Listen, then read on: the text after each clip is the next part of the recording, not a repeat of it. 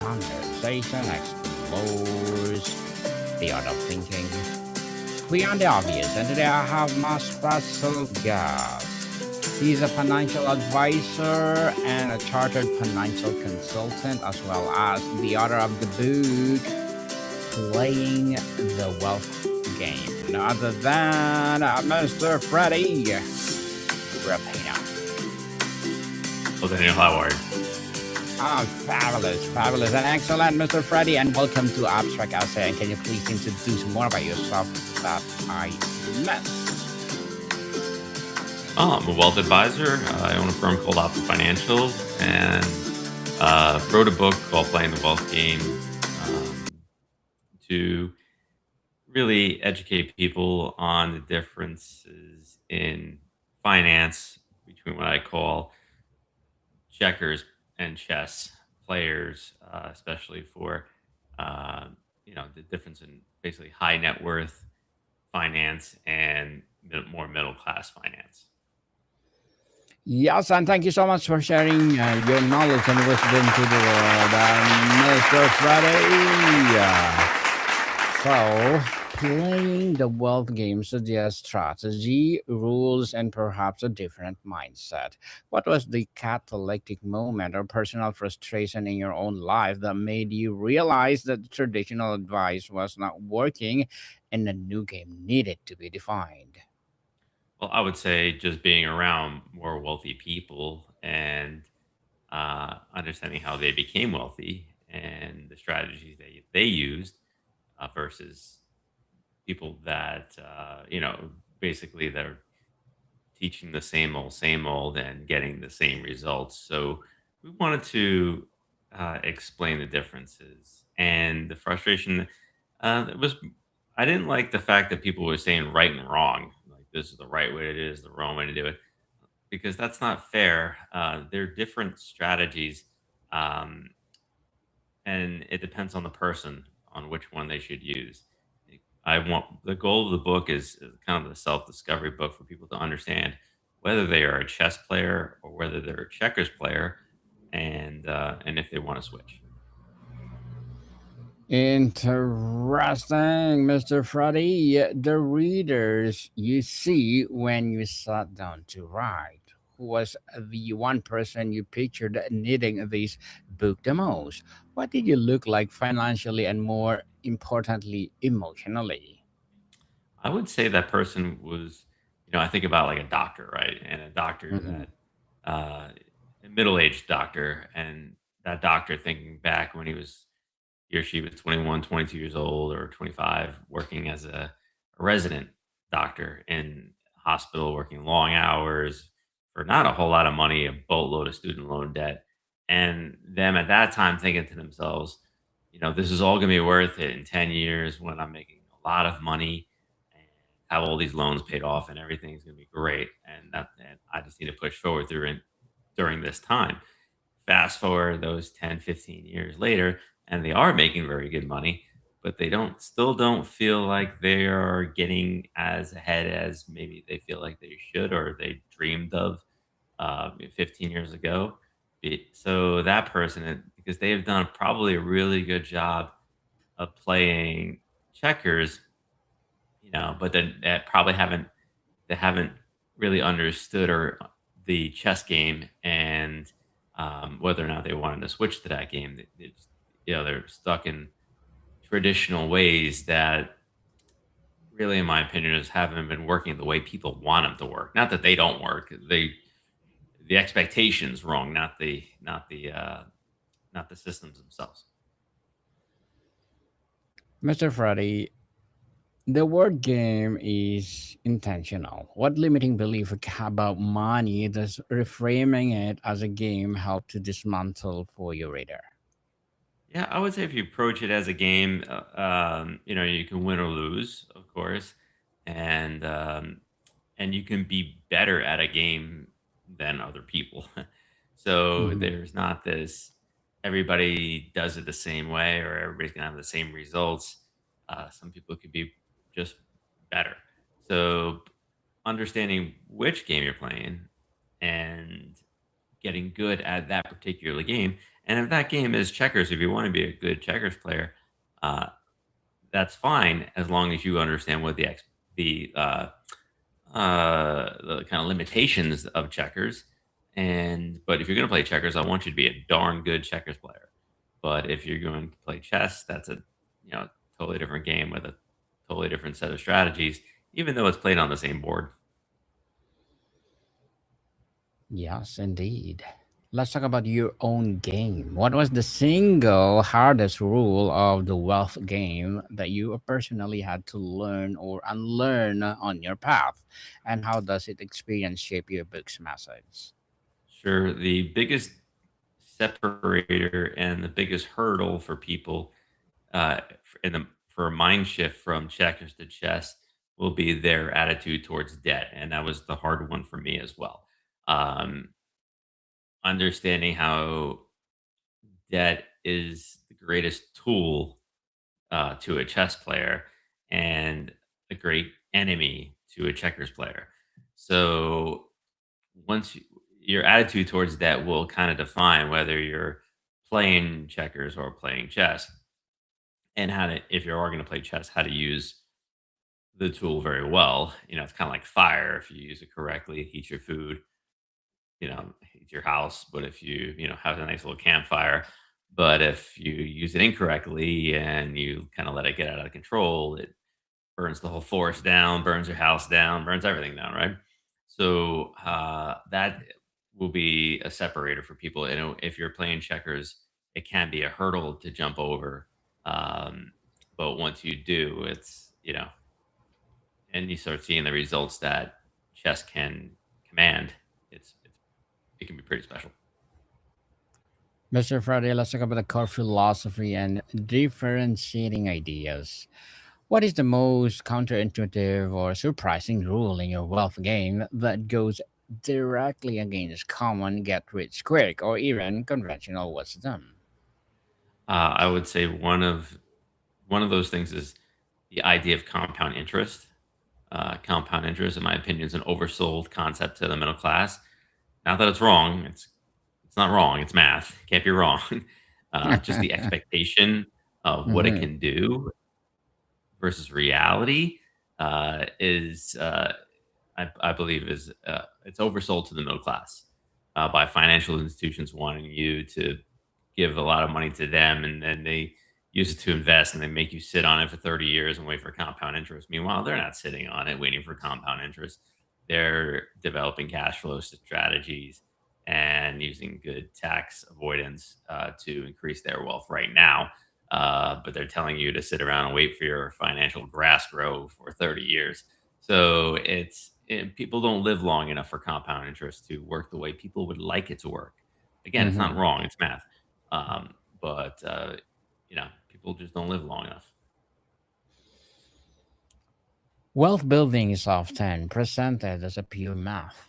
How does your book address the emotional, psychological, and identity level shift required to play the game successfully? Yeah, it's really about understanding who you are and understanding your attitudes towards these things. And I talk a lot about chess strategies in the book. But by the end of the book, if you're like, man, I don't want to do any of that, then I want you to play checkers well, right? Hmm. I don't. So it's really about understanding who you are and not having anybody saying what you're doing is right or what you're doing is wrong, but you're either playing checkers or chess. So getting people to understand what they want out of their financial lives is, a very important part of the book. And I think people will be better off once they're done reading it.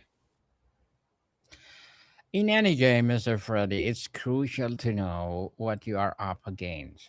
In the wealth game, who are once the real opponent for most people? Is it inflation, fear, their own habits, or the system itself? Oh, there's a lot of headwinds in either game, but understanding that the strategies to battle those headwinds and to navigate uh, those headwinds very as well as possible, especially with taxes, because taxes, if you're playing checkers, it's going to be one of your greatest, tax code is going to be one of your greatest adversaries. But if you're playing chess, the tax code is one of your best allies. So it's Hmm. again, it really depends on which game you're playing and how you're going to even view those obstacles. Some obstacles you're going to view as a positive, and some you're going to view as a negative, depending on which game you're playing. Inflation's, of course, never good, but it's easier to deal with if you're playing a solid chess game than if you're playing checkers, because if you're playing checkers, usually you're a W-2 income person, and there's no way to battle the inflation other than walking into your boss's office and demanding a raise, or you're walking out the door. um, but with the chess strategies, they're a way to mitigate some of those inflationary problems. Um, and and again, taxes play a big part in that as well. So it's just understanding the two different games. If you have to distill your entire wealth strategy down to one fundamental, repeatable action, the equivalent of passing the ball is the game, what would it be? That was a good one. I would say doing the things you don't want to do in order to get where you want to be. Hmm. I think that's the sign of any successful person. Some things people just don't want to do, but or a little bit out of their comfort zone. But if they're willing to do it, they usually are better off for it later on down the road. Let's talk about the first move, Mr. Freddy. Imagine a reader is convinced and ready to play. What is the very first non negotiable move you want them to make after reading chapter one? Oh, I don't want them to make any moves just yet. I want them to, especially after chapter one, I want them to start understanding that there are two different games. So that's the main part of chapter one. And then by the end of the book, decide whether or not they are a checkers player or a chess player, and and from there start implementing strategies that are best for whichever game they're playing. Every game has its setbacks, Mr. Freddy. How's your framework for helping players lose around without quitting the entire game? Yeah, there are definitely setbacks in either game. Um, but I think that with education and knowledge on how to either mitigate risk or how to understand that this is just a speed bump and you are going to get on the other side of it. Um, I think the mindset really helps, and seeing a bigger picture and having a little more of a vision for what you want your financial life to look like. Um, but also understanding that it's not going to come with just sitting around and doing nothing. There's risk in doing nothing too. How does your philosophy apply to couples or families where not everyone is on the same page about the rules, Mr. Freddy? Yeah, that's one of the harder things to for people to get past is not sometimes you got to not take financial advice from people who love you. Hmm. And if the person doesn't have the life that you're looking to achieve, then the advice is probably not going to be the best for you. It may come from a great place, come from a lot of love, but it's not correct for you.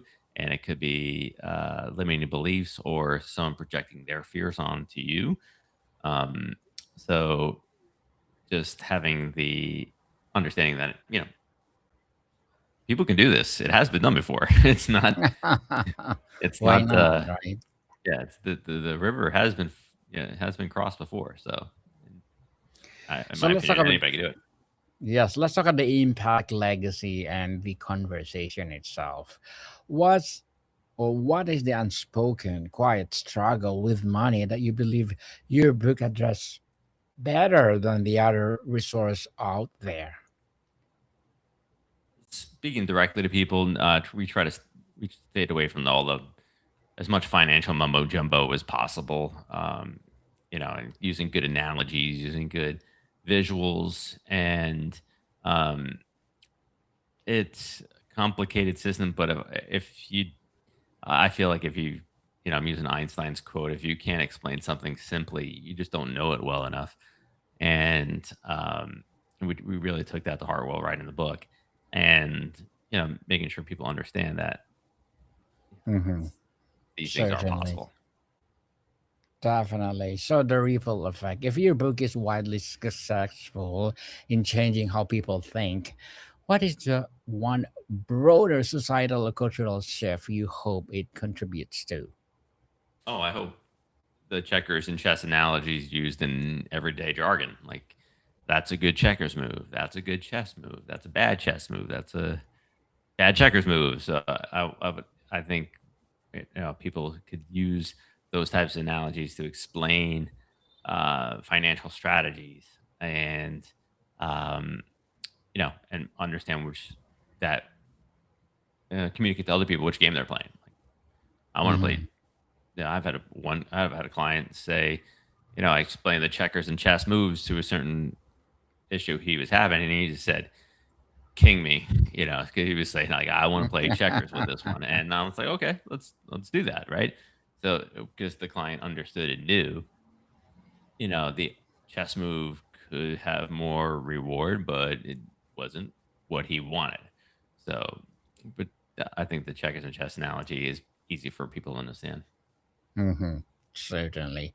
So, what the most meaningful piece of feedback or transformation story you have heard from the reader that confirm why you had to write this book?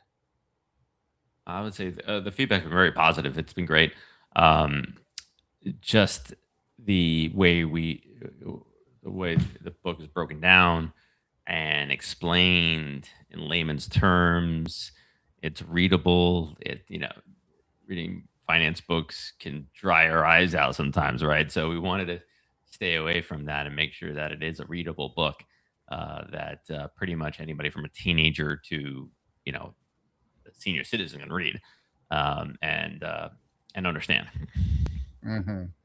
So, Mr. Freddy, if you compare playing the wealth game with a uh, classic book of yours, like what's a Dale Carnegie book?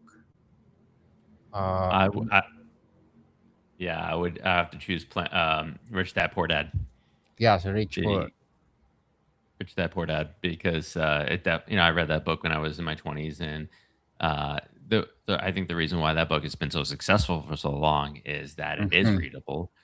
It it does make sense, and easy. It's easily implemented.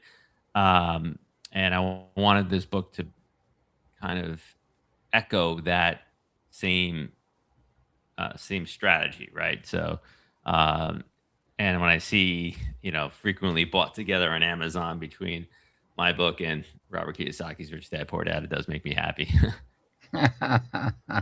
it's priceless for sure.